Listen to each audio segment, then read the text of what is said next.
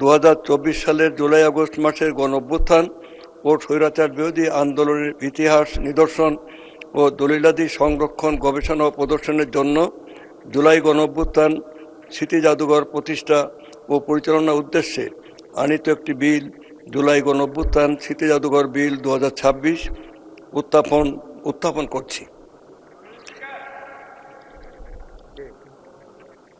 কি আপনার আপত্তি আছে নাকি? সরকারি দলের আপত্তি আছে নাকি?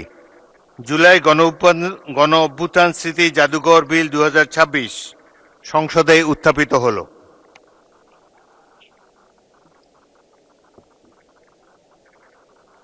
আমি এখন মাননীয় সংস্কৃতি বিষয়ক মন্ত্রী নিতাই রায়চৌধুরীকে সংসদে উত্থাপিত আকারে জুলাই গণ অভ্যুত্থান স্মৃতি জাদুঘর বিল 2026 অবিলম্বে বিবেচনার প্রস্তাব উত্থাপনের জন্য আহ্বান জানাচ্ছি।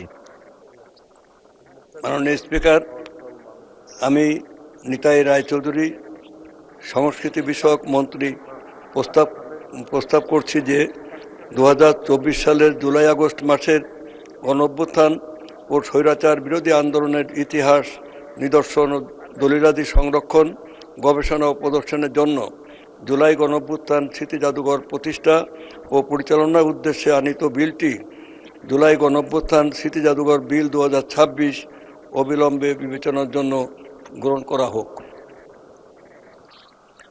সংসদের সামনে প্রশ্ন হচ্ছে, সংসদে উত্থাপিত আকারে জুলাই গণ অভ্যুত্থান স্মৃতি জাদুঘর বিল 2026 অবিলম্বে বিবেচনার জন্য গ্রহণ করা হোক। যারা এই প্রস্তাবের পক্ষে আছেন তারা হাঁ বলুন, যারা এই প্রস্তাবের বিপক্ষে আছেন তারা না বলুন। আমার মনে হয় হাঁ জয়যুক্ত হয়েছে, হাঁ জয়যুক্ত হয়েছে, হাঁ জয়যুক্ত হয়েছে। অতএব সংসদে উত্থাপিত আকারে জুলাই গণ অভ্যুত্থান স্মৃতি জাদুঘর বিল 2026 অবিলম্বে বিবেচনার জন্য গৃহীত হল।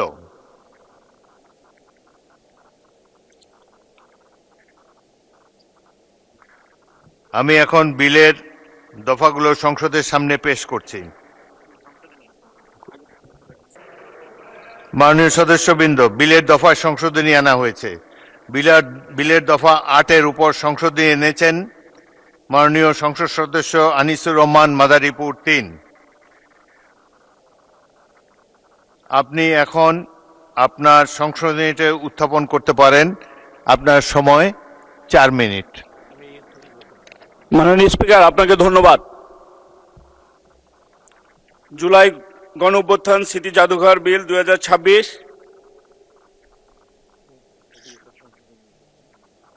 আমি এই সংশোধনী মাননীয় সদস্য, আপনি 3টি সংশোধনী দিয়েছেন, 6 মিনিট বলেন। এই জুলাই আন্দোলন এই জাতির মুক্তির আন্দোলন। 17 বছর ফ্যাসিস্টদের বিরুদ্ধে যুদ্ধ করে শত শত গুম হওয়া সহযোদ্ধা, শহীদ হওয়া আমাদের সেই সহযোদ্ধা এবং সর্বশেষ ছাত্র জনতার আন্দোলন শহীদ হওয়া সেই ভাইদের সাথে, তাদের স্মৃতির সাথে আমাদের অস্তিত্ব রয়েছে। মাননীয় স্পিকার, এই জুলাই আন্দোলনে আমি গুলিবিদ্ধ হয়েছিল, আমার ডান হাতে গুলি লেগেছিল। আমার শরীরে এখনো ফ্যাসিস্টদের বুলেট বিদ্যমান। আমরা রাজপথে থেকে এই ফ্যাসিস্টদের বিদায় করার জন্য সেই দিন মৃত্যুকে উপেক্ষা করে রাজপথে ছাত্রদের সাথে যুদ্ধ চালিয়ে গিয়েছিলাম। আমি সেই স্মৃতি বিজড়িত আমাদের জুলাই গণ অভ্যুত্থান স্মৃতি জাদুঘরের 8 দফার 3টি সংশোধনী দিয়েছি। বিলের 8 দফার প্রথম দফার কোঅপারার পরিবর্তে ঋণমুক্ত নতুন কোঅপারেটি প্রতিস্থাপন করা হোক। কোর্ট সংস্কৃতি বিষয়ক মন্ত্রণালয়ের দায়িত্বে নিয়োজিত মন্ত্রী বা প্রতিমন্ত্রী উহার সভাপতি হইবেন। আনকোট।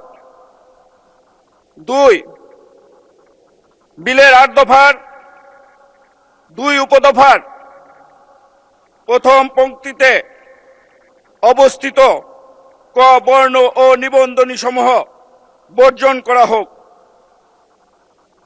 3 বিলের 8 দফার 3 উপদফার পরিবর্তে নিম্নোক্ত নতুন 3 উপদফাটি প্রতিস্থাপন করা হোক।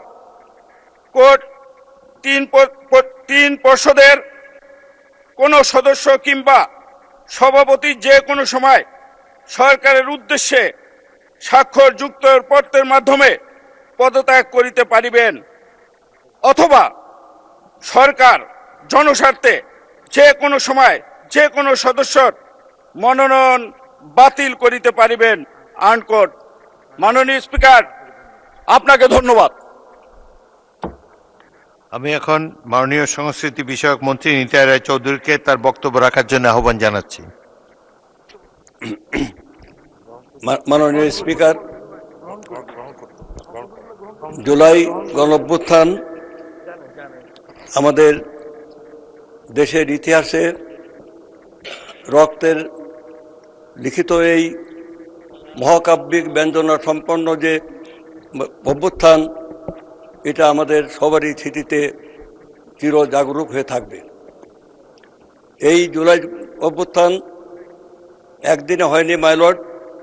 সেই 1952 সাল থেকে শুরু করে 1952 সালের ভাষা আন্দোলনের মাঝ দিয়ে দেশের মানুষের আত্মত্যাগ এবং বিপুল বীরত্ব অর্জনের মাঝ দিয়ে জয়লাভ করা, এবং 69-এর গণ অভ্যুত্থান, 69-এর গণ আন্দোলন, 71-এর স্বাধীনতা যুদ্ধ, এবং সেই স্বাধীনতা যুদ্ধে মাননীয় স্পিকার, আপনি নিজে সম্মুখভাগে লড়াই করেছেন, যুদ্ধ করেছেন, বিজয় অর্জন করেছেন, এবং শহীদ জিয়ার দক্ষিণ হস্ত হিসেবে আপনার নামও ইতিহাসের পাতায় পাতায় লেখা থাকবে। এরপর গত 18 বছর আমাদের দেশে আমরা এবং ওদিকে যারা আছেন, আমরা সবাই মিলেই 18 বছর ফ্যাসিবাদ বিরোধী আন্দোলন সংগ্রাম করেছি। আমরা রাজপথে রক্ত দিয়েছি। আমাদের একই সাথে আমাদের শত শত মানুষকে গুম করা হয়েছে, খুন করা হয়েছে, হত্যা করা হয়েছে, মায়ের সামনে থেকে তার সন্তানকে ধরে নিয়ে যাওয়া হয়েছে, এবং সেই কান্নার ইতিহাস আমাদের দেশের বীরত্ব গাথার ইতিহাস। আমাদের দেশ মাইলট, তারপরে এই জুলাই গণ অভ্যুত্থান। জুলাই গণ অভ্যুত্থানে আমাদের দেশের ছাত্র জনতার যে বীরত্বপূর্ণ লড়াই সংগ্রাম ছিল, এবং সেই লড়াই সংগ্রামের মাঝ দিয়ে ফ্যাসিবাদী শক্তির পতন ঘটেছে এবং বাংলাদেশে একটা নতুন সূর্যের উদ্ভব হয়েছে। মাই লর্ড, এই নতুন বাংলাদেশকে আমরা অবশ্যই মাথা তুলে দাঁড়াতে চাই। আমরা পৃথিবীর বিরুদ্ধে, আমরা চাই একটি অন্তর্ভুক্তিমূলক, একটি অখণ্ড সমাজ। আমরা বিভাজন চাই না, আমরা বিভক্তি চাই না। মাই লর্ড, আমাদের দেশে মানুষের ভিন্ন আদর্শ থাকতে পারে, ভিন্ন মত থাকতে পারে, ভিন্ন গণতান্ত্রিক পরিস্থিতি থাকতে পারে। এইটাই মাই লর্ড গণতন্ত্রের সৌন্দর্য। আমরা চাই মাই লর্ড, এই বৈচিত্র্যের মাঝে আমরা ঐক্য চাই। আমাদের দেশে যে বৈচিত্র্যময় যে সমাজ এবং শ্রেণী বিভক্তি সমাজ, এখানে আমাদের পাহাড়ি জাতিগোষ্ঠী আছে, নৃতাত্ত্বিক গোষ্ঠী আছে, বাঙালি আছে, বিভিন্ন শ্রেণী পেশার বিভিন্ন ধর্মের মানুষ আছে, সব মিলে আমাদের পরিচয় মাই লর্ড, আমরা Bangladeshi. This parliament my lord, parliament is the highest authority of the nation. এই পার্লামেন্টে দাঁড়িয়ে মাই লর্ড, আজকে যে সংশোধনীগুলো আমাদের বন্ধু এনেছেন মাই লর্ড, আমি অত্যন্ত স্বচ্ছন্দ চিত্তে আমি তার এই অভ্যর্থনা সংশোধনীগুলোকে আমি স্বীকার করে নিচ্ছি। মাই লর্ড, এই সংশোধনী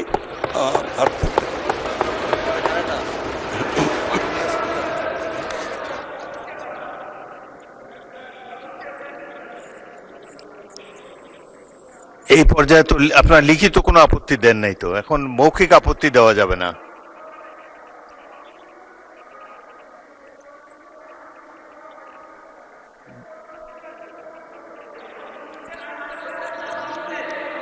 ব্যারিস্টার আরমানকে মাইক দেন। ম্যাডাম স্পিকার, এই জুলাই যে মিউজিয়ামটা রয়েছে এর সাথে জুলাইয়ের ইতিহাস, ভুক্তভোগীদের ইতিহাস এবং আমাদের শহীদদেরকে না, আপনি সংশোধনী সম্পর্কে বলেন, ইতিহাস বলেন সংশোধনী না। আমাদেরকে দেওয়া হয়নি, আমরা যাচাই বাছাই করতে পারি নাই। সুতরাং আমরা যাচাই বাছাই না করে এই ব্যাপারে আমরা মত দিতে পারছি না। আমাদের প্রস্তাব যেভাবে আমাদের দেশে উত্থাপিত করা হয়েছিল সেভাবে পাশ করা হোক। পরবর্তী জুলাই যোদ্ধা, জুলাই শহীদ সবার সাথে আলোচনা করে সংশোধনীটা আনা হোক, এটাই আমার প্রস্তাব। মাননীয় সদস্যবৃন্দ, আমি এখন বিলের সংশোধনীগুলো ভোটে দিচ্ছি। সংসদের সামনে প্রশ্ন হচ্ছে, মাননীয় সদস্য জনাব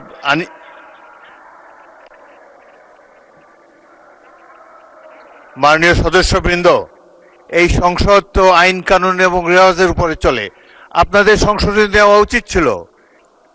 জনাব আনিসুর রহমান মাননীয় সদস্য সংশোধনী দিয়েছেন, আপনারাও ইচ্ছা করলে সংশোধনী দিতে পারতেন। এখন আইন প্রণয়ন স্টেজে থার্ড রিডিং এর সময় এই সময়ে সংশোধনী ছাড়া, লিখিত সংশোধনী ছাড়া, উত্থাপন করা ছাড়া এখন এগুলো বিবেচনা করতে পারছি না বলে আমি দুঃখিত। আমাকে এখন মাননীয় চিফ হুইপ বলুন। মাননীয় স্পিকার, মাননীয় বিরোধী দলের বন্ধুদের বলবো, 3টে সংশোধনী এসছে।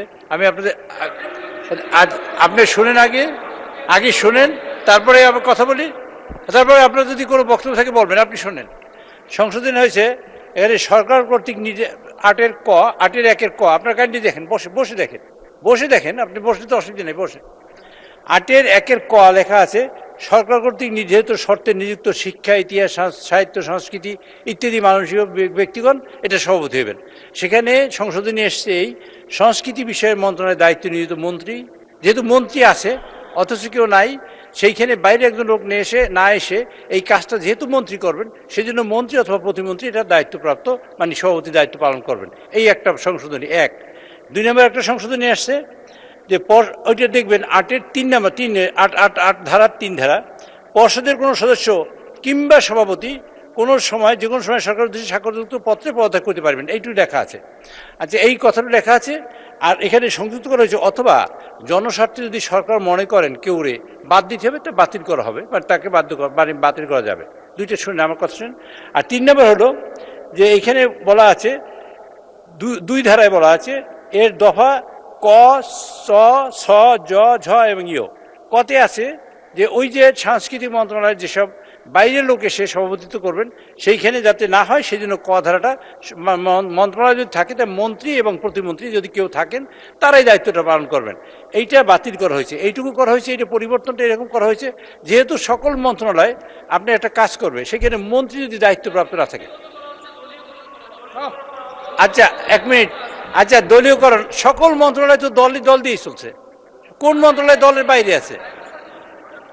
আচ্ছা সকল মন্ত্রণালয়, আচ্ছা আপনার, আচ্ছা একটা মাননীয় স্পিকার আপনার মাধ্যমে জানাতে চাই, সকল মন্ত্রণালয় একজন মন্ত্রী দিয়ে চলে, সকল মন্ত্রণালয়গুলা। এবং এখানে যদি কোনো প্রতিষ্ঠান করি সেই প্রতিষ্ঠানের স্বায়ত্তশাসিত ইত্যাদি ইত্যাদি সেটা ব্যাপার, কিন্তু মন্ত্রণালয় সিদ্ধান্ত হবে, এক্সিকিউশন হবে মন্ত্রণালয় দিয়া, কাজটা হবে মন্ত্রণালয়, সিদ্ধান্ত নেবে মন্ত্রণালয়। মন্ত্রণালয়ের মন্ত্রী থাকলো না, বাইরে একজন লোক বসলো, সে কি সিদ্ধান্ত নেবে?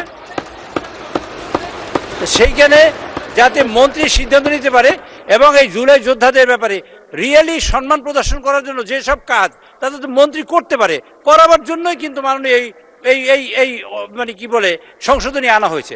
যদি আপনারা বলেন আমরা এই সংশোধনী প্রত্যাহার করে নেব, আপনারা যে কোনো লোকের বাইরে, আচ্ছা কিন্তু কিন্তু আচ্ছা আপনারা বলেন এই যে, আচ্ছা সকল মন্ত্রণালয়, মাননীয় স্পিকার আপনার মাধ্যমে বলছি, সকল মন্ত্রণালয় মন্ত্রী দিয়ে হয়, মন্ত্রী এটার দায়িত্বপ্রাপ্ত থাকেন, এটা তো কোনো মন্ত্রী দায়িত্বপ্রাপ্ত থাকেন এবং মন্ত্রী সিদ্ধান্ত নিয়ে থাকেন।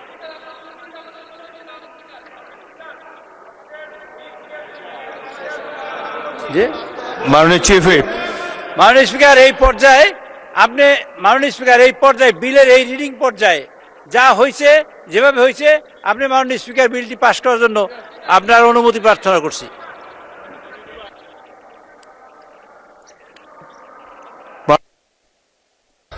মাননীয় সদস্যবৃন্দ, বিতর্কের একটা স্টেজ আছে সবকিছুতে।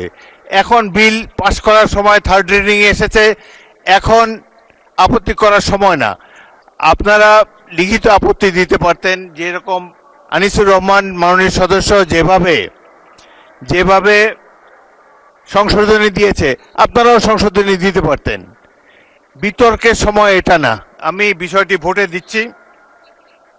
আমি এখন বিলের সংশোধনীগুলো ভোটে দিচ্ছি। সংসদের সামনে প্রশ্ন হচ্ছে, মাননীয় সদস্য জনাব আনিসুর রহমান বিলের সংশোধনী তালিকায় 1 এবং 8 দফায় যে সংশোধনী এনেছেন তা গ্রহণ করা হোক। যারা এই প্রস্তাবের পক্ষে আছেন তারা হ্যাঁ বলুন, যারা এই প্রস্তাবের বিপক্ষে আছেন তারা না বলুন।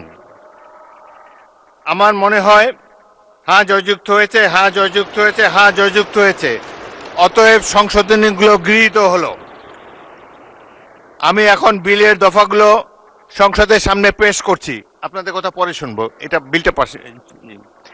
আপনার সংসদের সামনে প্রশ্ন হচ্ছে, বিলের দফা 2, 3, 4, 5, 6, 7 সংসদীয় আকারে দফা 8, দফা 9, 10, 11, 12, 13, 14, 15, 16, 17, 18, 19, 20, 21, 22, 23, 24, 25, 26, 27, 28, 29, 30, 31, 32 এই বিলের অংশ হিসাবে গ্রহণ করা হোক।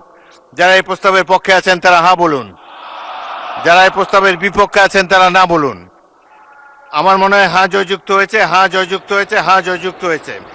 অতএব বিলের দফা 2, 3, 4, 5, 6, 7 সংসদীয় আকারে দফা 8, দফা 9, 10, 11, 12, 13, 14, 15, 16, 17, 18, 19, 20, 21, 22, 23, 24, 25, 26, 27, 28, 29, 30, 31, 32 এই বিলের অংশ হিসাবে গৃহীত হলো। সংসদের সামনে প্রশ্ন হচ্ছে, বিলের 1 দফা বলবৎকরণ দফা প্রস্তাবনা প্রবর্তন এবং শিরোনাম এই বিলের অংশ হিসাবে গ্রহণ করা হোক। যারা এই প্রস্তাবের পক্ষে আছেন তারা হ্যাঁ বলুন, যারা এই প্রস্তাবের বিপক্ষে আছেন তারা না বলুন।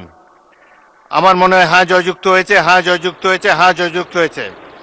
অতএব বিলের 1 দফা বলবৎকরণ দফা প্রস্তাবনা প্রবর্তন এবং শিরোনাম এই বিলের অংশ হিসাবে গৃহীত হলো।